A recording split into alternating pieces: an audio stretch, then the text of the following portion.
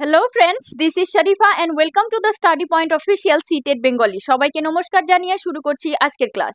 So friends, আজকের ক্লাসে আমরা আলোচনা করতে যাচ্ছি 2021-এর জানুয়ারি যেটা সিটেড অনুষ্ঠিত হয়েছিল সেটার পেপার 1-এর language tour question set number হচ্ছে আই। তো চলো দেখে নিই আমরা কোয়েশ্চেন। চলো দেখে নিই প্রথম কোয়েশ্চেনটা এখানে আছে, শিশুর ভাষা অর্জনে নিচের কোন বিষয়টি একটি গুরুত্বপূর্ণ ভূমিকা পালন করে? আমরা অপশনগুলো দেখে নিচ্ছি যে শিক্ষক নাকি পরিবার নাকি বিদ্যালয় না সংবাদ মাধ্যম। একদম ইজি কোয়েশ্চেন, তোমরা বুঝে নাও। এখানে অ্যান্সারটা হচ্ছে পরিবার।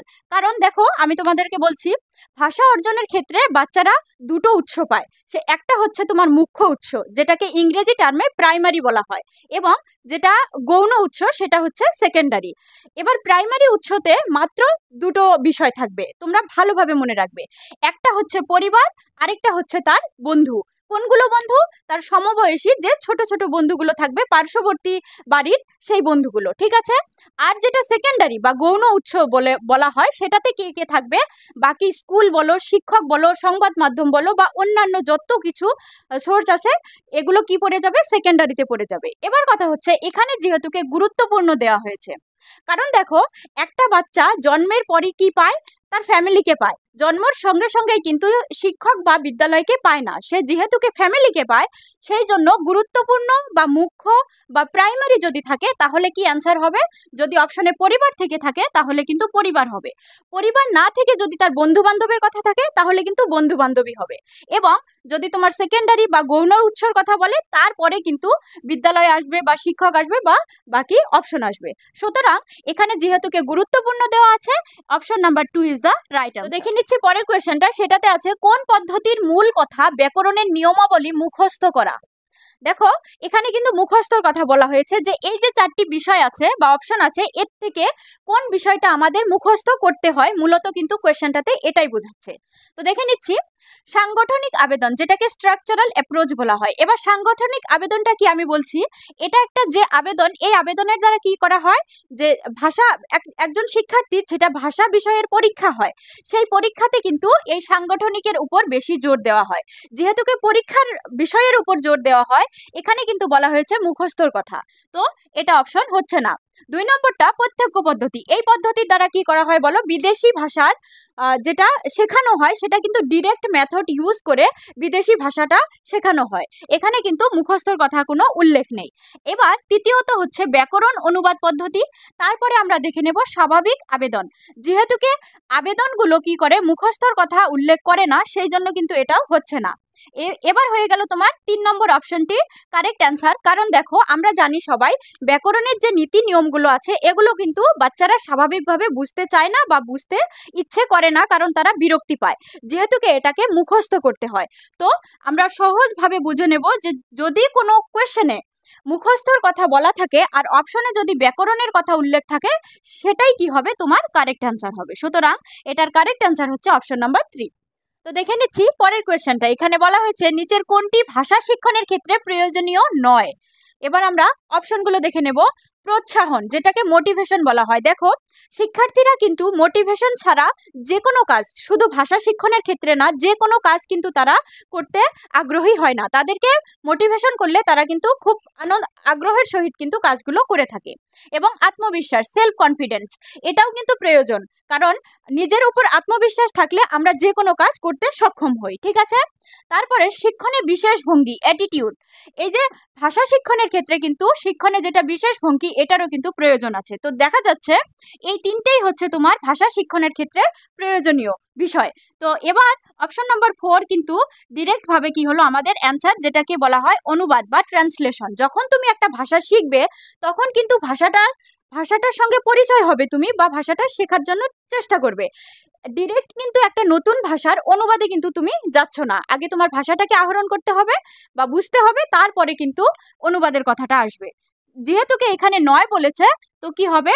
Option number 4 is the correct answer. তো পরের কোয়েশ্চেনটা দেখো, শিশুদের লেখা শেখানোর সময় একজন শিক্ষক হিসেবে তুমি কি করবে? যখন তুমি ক্লাসে যাবে, শিক্ষার্থীদেরকে তুমি লেখা শেখাবে, তখন তুমি কি করবে? প্রথমত আছে, শিশুদের ভাষার বর্ণমালা লিখতে বলা হবে, নাকি শিশুদের তাদের ভাবনা চিন্তা লেখার সুযোগ দেওয়া হবে। তারপর দেখো 3 নম্বরটা, শিশুদের প্রথমে একটি অনুচ্ছেদ মুখস্থ করতে বলা হবে এবং তারপর সেই অনুচ্ছেদটি সুন্দর হাতের লেখায় লিখতে বলা হবে। এই অপশনটি আমাদের দেখার কোনো প্রয়োজন নেই, কারণ দেখো আমি আগেও বলেছি মুখস্থ একটা নেগেটিভ ওয়ার্ড, তো এটা অ্যান্সার কিন্তু হচ্ছে না। তারপর শিশুদের ব্ল্যাকবোর্ড থেকে দেখে অক্ষরগুলি খাতায় লেখার সুযোগ দেওয়া হবে। দেখো যেহেতু কি এরা প্রাইমারি সেকশনের ছোট ছোট বাচ্চা, তো এরা কি করবে, এটা একটা লেন্দি প্রসেস হবে যে একবার ব্ল্যাকবোর্ড দেখবে আবার লিখবে, তারপরে কি হবে, এটা কিন্তু একটা নেগেটিভ সেন্টেন্স বলতে পারো, কারণ এটা একটা লেন্দি প্রসেস।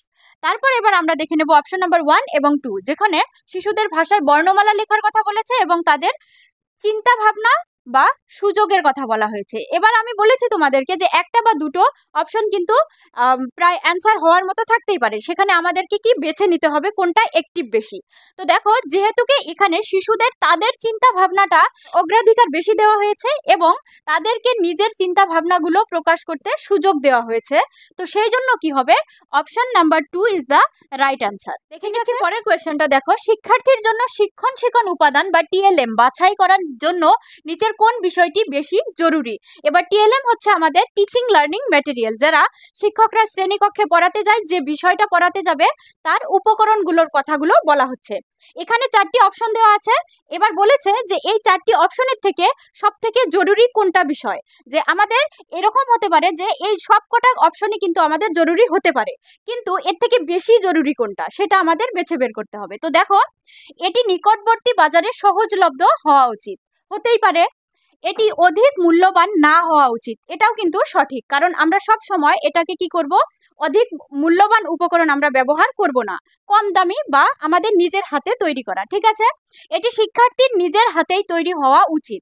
এখানে শিক্ষার্থীরা নিজেও তৈরি করতে পারে বা শিক্ষকরাও কিন্তু তৈরি করে নিয়ে যেতে পারে। ঠিক আছে, এবার দেখো 4 নম্বরটি হচ্ছে এটি বিষয় সম্পৃক্ত বা কন্টেক্সচুয়ালাইজড, যেটা বিষয়ের সঙ্গে যাতে তার সঙ্গতি থাকে এবং সংহত বা ইন্টিগ্রেটেড ম্যানার ব্যবহারের উপযুক্ত হওয়া উচিত, যে তুমি যেটা বিষয় পড়াচ্ছ সেটার সঙ্গে যেন এটার সম্পূর্ণ সঙ্গতি থাকে বা বাচ্চারা যেন বিষয়ের সঙ্গে সঙ্গে যে উপকরণগুলো আছে এগুলোকে ভালোভাবে বোঝে, বা তাদের যদি কোনো জটিলতা থেকে থাকে এই যে উপকরণগুলো তুমি সঠিকভাবে যে ব্যবহার করছো এর দ্বারা কি করবে, তারা খুব সহজেই এই যে বিষয়টাকে বুঝতে পারবে। ঠিক আছে, তো দেখো যদিও সবগুলো কারেক্ট, কিন্তু আমরা যে 4 নম্বর অপশনটা দেখছি এটা কিন্তু মোস্ট ইম্পর্টেন্ট, যে আমরা যদি বিষয়ের সঙ্গে এর সঙ্গতি রাখতে না পারি তাহলে কিন্তু এই যে যতই সহজলভ্য হোক বা এটা অধিক দাম না হোক বা এটা শিক্ষার্থীরা নিজের হাতেই বানাক আর শিক্ষকেরা বানাক, এগুলো কিন্তু কাজে দেবে না।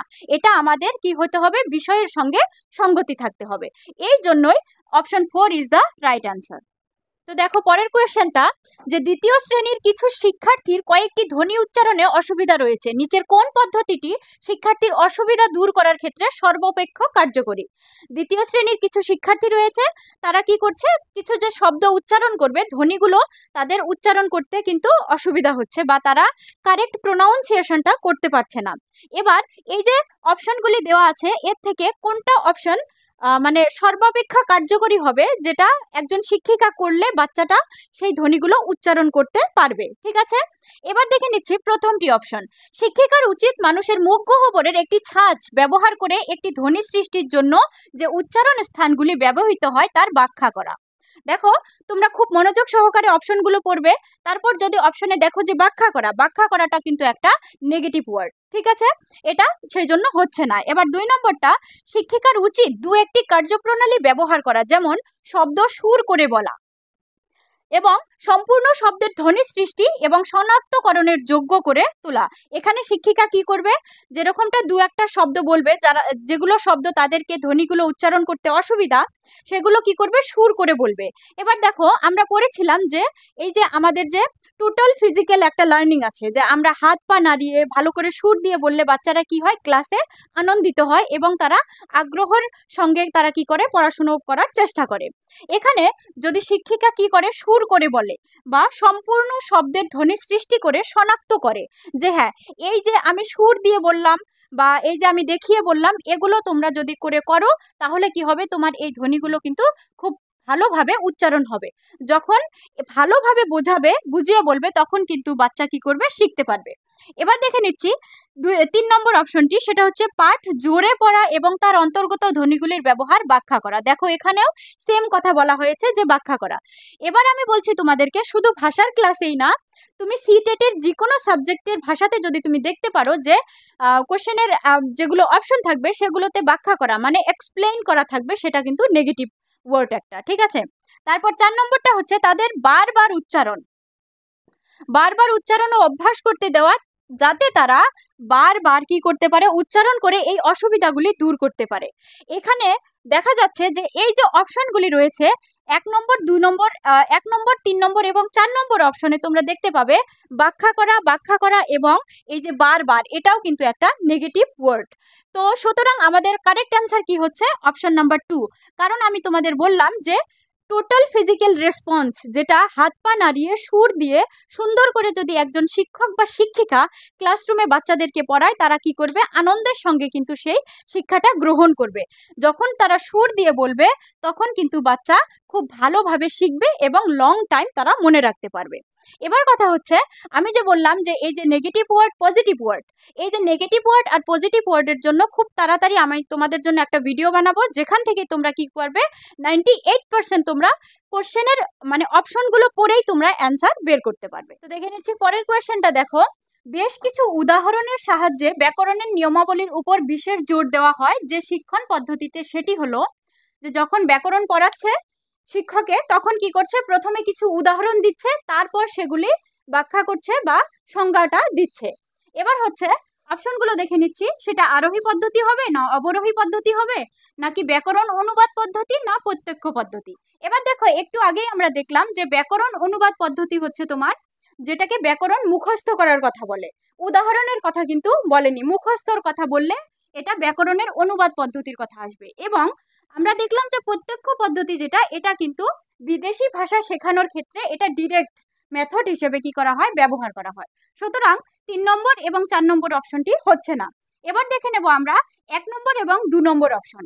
1 নম্বরে আছে দেখো আরোহী পদ্ধতি, যেটাতে কি করা হয়, ব্যাকরণের প্রথমে উদাহরণ দেওয়া হয়, তারপর সেই উদাহরণের থেকে সংজ্ঞাতে যাওয়া হয়।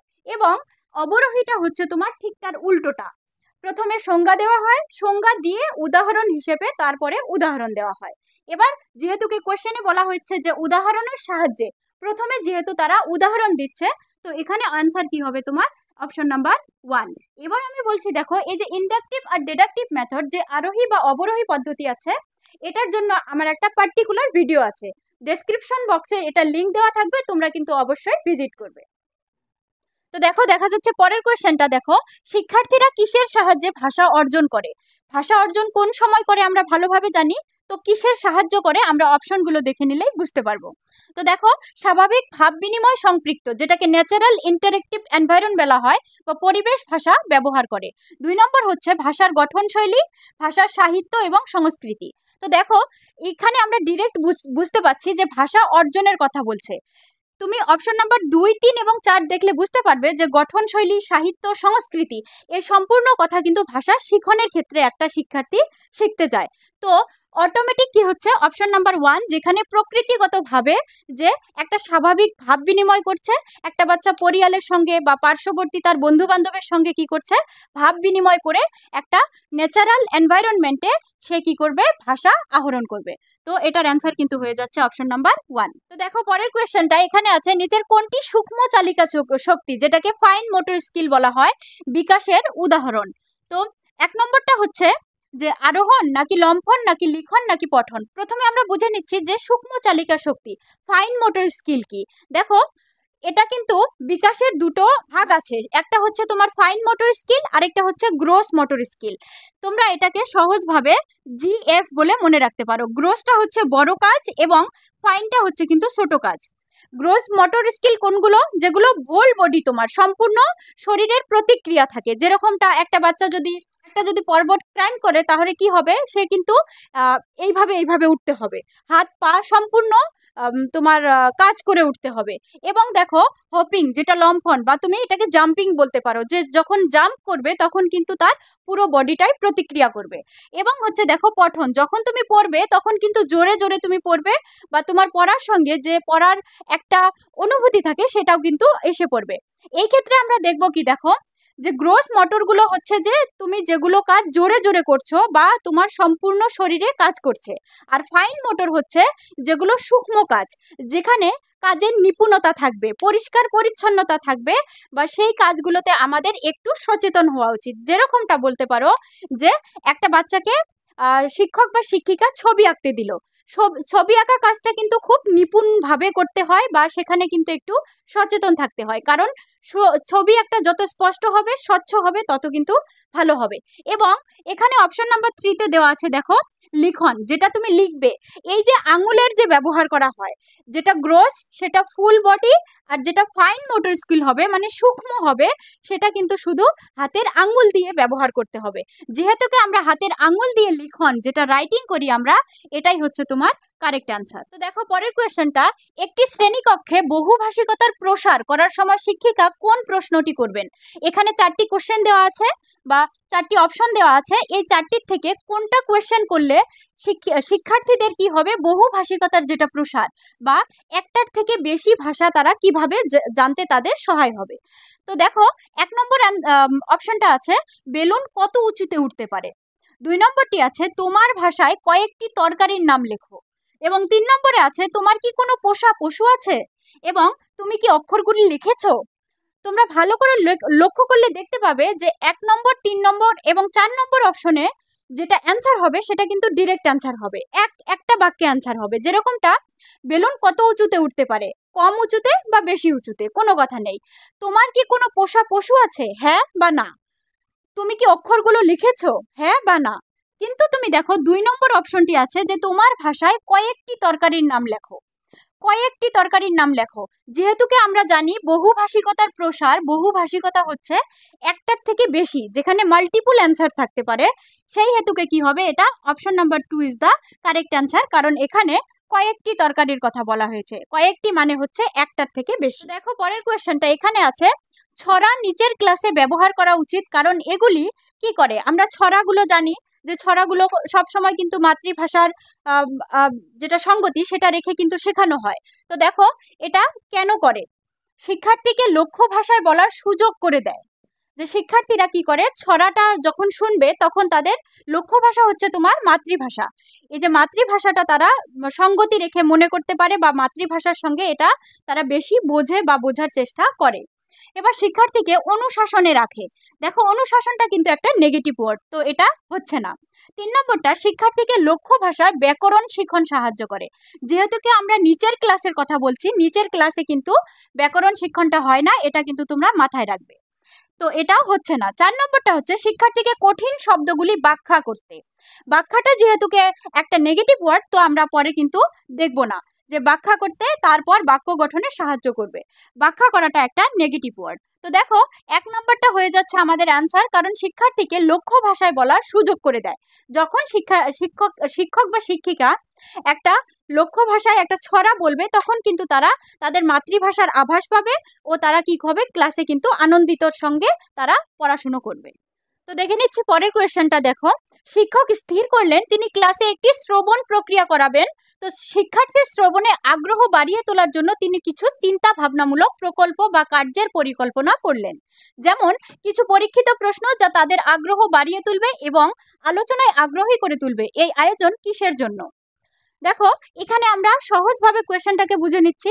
একজন শিক্ষক স্থির করেছেন তিনি একটা ক্লাসে শ্রবণ প্রক্রিয়া করবেন।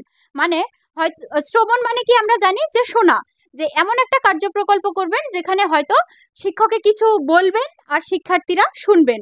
এই যে শ্রবণ প্রক্রিয়াটা করবেন, এটাতে যাতে বাচ্চারা আগ্রহী হয়, যাতে কাজটা করে বা বিষয়টাতে মনোভাবটা প্রকাশ করে, এই জন্য শিক্ষকে একটা যেটা একটা কার্যকলাপ করবেন, এই কার্যকলাপটাকে আসলে কি বলবে। এখানে 4টি অপশন দেওয়া আছে, অপশন থেকে আমরা দেখব এই যে একটা শ্রবণ প্রক্রিয়া করার পূর্বে যেটা কাজ করছে বা আগে যেটা কাজ করতে চাইছে যাতে তারা আগ্রহ প্রকাশ করে, এই কাজটাকে কি বলবে। এক নম্বর হচ্ছে শ্রবণের পূর্বের কার্য প্রকল্প, যে প্রি লিসেনিং অ্যাক্টিভিটিস, যেহেতুকে আমরা দেখেছি যে একটি শ্রবণ প্রক্রিয়া করাবেন, সে কিন্তু করেনি বা করছে না, করাবেন পূর্বের কার্যের কথা বলা হয়েছে, তো এটা ঠিকই আছে। 2 নম্বরে শ্রবণের সময়ের কার্য প্রকল্প, আমরা কোয়েশ্চেনে দেখেছি শিক্ষকে কিন্তু শ্রবণের কার্য যেটা প্রক্রিয়া সেটা কিন্তু শুরু করেনি, সুতরাং এটি হচ্ছে না। শ্রবণের পরবর্তী, যেহেতু শুরুই করেনি তো এটা পরবর্তীর কথাই আসে না। এবং শ্রবণ কার্য প্রকল্প অনুসরণ করা, শিক্ষকে কিন্তু কার্য যদি প্রকল্পটা বা প্রক্রিয়াটা যদি শুরু করত তখন কিন্তু এর কার্য প্রকল্পর কথা আসতো, এ যেহেতু শুরুই করেনি এটাও কিন্তু হচ্ছে না। এবার কথা হচ্ছে এর অ্যান্সারটা কিন্তু অপশন নাম্বার এ, যে শ্রবণের পূর্বের কার্য প্রকল্প। শ্রেণীতে একটা শ্রবণ প্রক্রিয়া করবেন, সেটাতে যাতে ছাত্রছাত্রীরা মনোযোগ দেয় তার জন্য যেটা পূর্বেই কিছু আগ্রহীমূলক কাজ করার জন্য একটা শিক্ষক আয়োজন করছে, সেই আয়োজনটাকেই বলা হচ্ছে যে শ্রবণের পূর্বের কার্যকলাপ। যদি বলা হতো যে একটা শ্রবণ প্রক্রিয়া করেছে আর এর মধ্যে কোনো বিষয় হয়েছে, তাহলে কিন্তু সেই সময়ের কথা উল্লেখ থাকতো, বা শ্রবণ প্রক্রিয়ার পরের কথা থাকলে পরবর্তী থাকতো, বা শ্রবণ প্রক্রিয়ার যেটা কার্য প্রকল্প, যে একটা তোমার সেটাকে সিলেবাস বা তুমি একটা নিয়ম প্রণালী বলতে পারো, সেটার ক্ষেত্রে কিন্তু 4 নম্বর অপশনটি হতো। যেহেতু এখানে পূর্বের কথা বলেছে তো option number 1 is the right answer. তো দেখো পরের কোয়েশ্চেনটা, ভাষা শিক্ষার ক্লাসে চিত্র বা পোস্টার ব্যবহার সম্পর্কে নিচের কোনটি ঠিক নয়? 1 নম্বর হচ্ছে এটি শিশুদের একটি চিত্র পর্যবেক্ষণের সুযোগ করে দেয়। চিত্রটা পর্যবেক্ষণ, যেহেতুকে একজন শিক্ষক সেখানে চিত্র বা পোস্টার নিয়ে ব্যবহার করছে, তো এটা কি পর্যবেক্ষণ, শিক্ষার্থীদের দেখার সুযোগ করে দেয়, এটা রাইট অ্যান্সার। তারপর দেখো এটি চিত্রটি সম্পর্কে শিশুদের নিজস্ব ভাব প্রকাশ এবং লেখার সুযোগ করে দেয়। নিজস্ব ভাব প্রকাশ আছে সঙ্গে সুযোগ করে দেয়, এটাও কিন্তু পজিটিভ ওয়ার্ড, এটাও হচ্ছে। 3 নম্বরটা দেখো এটি শিশুদের ক্লাসে একটি কল্পনার জগৎ বা ইমাজিনেটিভ ওয়ার্ল্ড গড়ে তুলবে এবং সৃজন শক্তির বিকাশের সুযোগ করে দেবে। এখানে কি হবে, যেহেতু পোস্টার বা চিত্র, এটা দেখে কিন্তু বাচ্চারা তাদেরও ক্রিয়েটিভিটি কিছু বাড়াতে পারবে বা সৃজন শক্তি বাড়াতে পারবে, এবং তারা সুন্দর একটা কি করবে, কল্পনা করা শুরু করে দিতে পারবে, বা কল্পনার যেটা জগৎ সেটা কিন্তু তাদের খুব সুন্দর হবে। তো দেখো এক্ষেত্রে কিন্তু দেখা যাচ্ছে যে চিত্র বা পোস্টার ব্যবহারের এই সম্পূর্ণ 3টেই কিন্তু সঠিক। এবার আমরা 4 নম্বরটা দেখে নিচ্ছি, এটি তাদের শ্রবণ দক্ষতা বিকাশের সুযোগ করে দেয়। এবার কথা হচ্ছে, এবার তোমরা বলতে পারো যে এখানেও তো সুযোগই আছে, তার মানে কি 4টে অপশনে কি কারেক্ট? না, তোমরা দেখো আমরা এই কোশ্চেন বা অ্যান্সার করতে কিন্তু খুব মনোযোগী হতে হবে। এখানে আমরা দেখতে পাচ্ছি শ্রবণ দক্ষতা। 1 নম্বরে ছিল পর্যবেক্ষণ, যেটা চিত্র তুমি পর্যবেক্ষণ করবে, এটা কারেক্ট। তারপর ছিল লেখা, চিত্র বা পোস্টারে কিন্তু হাতের কাজ আছে, লেখার কাজ আছে, বা তুমি একটা চিত্র আঁকতেই পারো, কাজ আছে, এটা হচ্ছে। এবং সৃজন শক্তি, চিত্র বা তোমার পোস্টারে কিন্তু একটা ক্রিয়েটিভিটি থাকে বা সৃজন শক্তি থাকে, সেই জন্য কিন্তু অ্যান্সারগুলো হচ্ছে। এবার শ্রবণের সঙ্গে শোনার সঙ্গে কি চিত্রর কোনো কাজ আছে নাকি? কোনো, এটার সঙ্গে এটার কোনো সঙ্গতিই নেই, যে একটা চিত্র আর হচ্ছে শোনা, এটা কিন্তু কোনো সঙ্গতি নেই। তো এটাই হচ্ছে তোমার option number 4 is the correct answer. তো দেখো পরের কোয়েশ্চেন, জরুরি সাক্ষরতা স্তরে বা ইমার্জেন্ট লিটারেসি স্টেজ নিচের কোনটি লিখনের অন্তর্ভুক্ত? এবার আমরা জানি যেটা সাক্ষরতা স্তর, সেটা কিসের সঙ্গে, সাক্ষরতাটা কিসের সঙ্গে জড়িত? পড়া আর লেখার সঙ্গে জড়িত। তো জরুরি সাক্ষরতা স্তর কোনটাকে বোঝাবে আমরা দেখে নেব। প্রথমটা দেখো বর্ণমালা রচনা, শব্দ লেখা বা বাক্য রচনা বা অঙ্কন। এবার প্রথম 3টে তুমি দেখলে বুঝতে পারবে যে বর্ণমালা, শব্দ, বাক্য সম্পূর্ণটাই কিন্তু আমাদের পড়ার মধ্যে চলে গেল, যেটা সাক্ষরতার স্তরের একটা অংশ। এবার বলেছে যে জরুরি কোনটা, যে এইগুলো তো আমাদের থাকতেই হবে, সঙ্গে কিন্তু যেটা অঙ্কন আছে অঙ্কনটাও কিন্তু আমাদের বাচ্চাদের মধ্যে থাকতে হবে, কারণ অঙ্কনের মধ্যে দিয়ে কি হয়, সৃজন শক্তির বিকাশ ঘটে। সুতরাং option 4 is the correct answer. তো দেখো আজকের কোয়েশ্চেনগুলির লাস্ট কোয়েশ্চেন, সেটা হচ্ছে শিক্ষার্থীর ভাষা ব্যবহারের মূল্যায়নে নিচের কোনটি সর্বাপেক্ষা প্রয়োজনীয়? এখানে কিন্তু ভাষা ব্যবহারের মূল্যায়নের কথা বলা হচ্ছে। তো দেখো 1 নম্বরটা, নজর সারণী বা চেক লিস্টের দ্বারা কি ভাষা ব্যবহারের মূল্যায়ন করা হয়? করা হয় না, চেক লিস্টের দ্বারা কিন্তু করা হয় না। তো দেখো মূল্য নির্ণায়ক মানদণ্ড, যেটা রেটিং স্কেল দিয়েও কিন্তু এটার মূল্য আমরা মূল্যায়নটা করতে পারি না। এবং তারপরে আছে পারম্পরিক ভাব বিনিময়। এই যে এমনিতেই স্বাভাবিকভাবে যেটা আমরা কথাবার্তা বলি, যে শিক্ষকেরা শিক্ষার্থীদের সাথে এমনিতেই কথা বলে কি এই যে ভাষা ব্যবহারের যেটা মূল্যায়ন, সেটা কি নির্ধারণ করতে পারবে? পারবে না। এটার জন্য কি প্রয়োজন দেখো, এটার জন্য হচ্ছে তোমার পোর্টফোলিওর প্রয়োজন। এবার আমি তোমাদেরকে ভালোভাবে বলছি, দেখো এটা একটা সিক্রেট ট্রিক, সেটা তোমরা মনে রাখতে পারো, যে যে কোনো কোয়েশ্চেনে যদি তুমি দেখো যে ভাষা ব্যবহারের মূল্যায়নের কথা বলছে, যে কোনো পরীক্ষার কথা বলছে, সেখানে যদি অপশনে তোমার যাই থাকুক না কেন, সেই অপশনে যদি পোর্টফোলিও থাকে, তাহলে সেটা কি হবে? সেটাই হবে তোমার রাইট অ্যান্সার। সো ফ্রেন্ডস, আজকের ক্লাসটা তাহলে এখানেই শেষ হচ্ছে। এর মধ্যে আমি তোমাদেরকে বলে দিতে যাচ্ছি যে যেরকম ভাবে আমরা 2018 থেকে কোয়েশ্চেন সলভ করা শুরু করেছি, আমরা আপ টু 2024-এর লাস্ট সিটেটের এক্সাম যেটা কোয়েশ্চেন পেপার ছিল সেই অবধি সলভ করব। তারপরে কি করব, তোমাদের জন্য আমি একটা নেগেটিভ পজিটিভের ভিডিও দেব, যেটাতে থেকে তোমাদের একদম 99 বা 98% তোমাদের একদম পুরো হেল্প হবে তোমাদের। এবং তারপরে আমরা নতুন করে আবার কি শুরু করব, 2012 থেকে শুরু করে আপ টু 2017 অবধি সম্পূর্ণ কোয়েশ্চেন কি করব, আমরা সলভ করব। সো ফ্রেন্ডস, তোমরা কিন্তু আমাদের সঙ্গে থাকবে। তো ভিডিওটা ভালো লেগে থাকলে লাইক, শেয়ার, কমেন্ট ও সাবস্ক্রাইব করে দিও। ধন্যবাদ।